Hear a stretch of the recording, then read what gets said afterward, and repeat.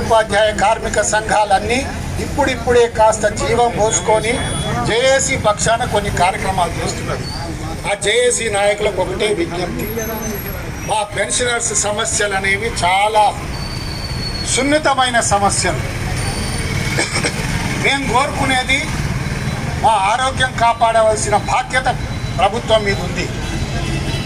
ఈ యొక్క హెల్త్ స్కీమ్ను మాకు ఎప్పటి నుంచో ఇస్తాము అని 2006లో మనకు ఒక హెల్త్ కార్డు ఇచ్చారు.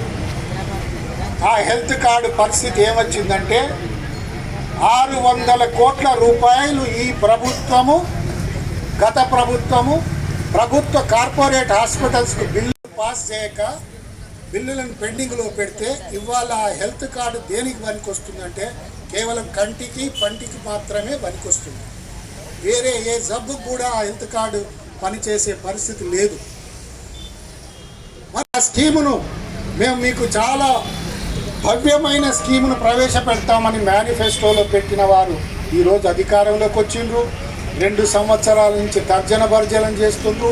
చివరికి 2 మాసాల క్రితం ప్రధాన కార్యదర్శి గారి దగ్గర ఒక సమావేశంలో నేను కూడా అందులో జేఏసీ పక్షాన పార్టిసిపేట్ చేయడం జరిగింది. ఆ రోజు చివరిగా ప్రభుత్వం ఏం చెప్పిందంటే 1000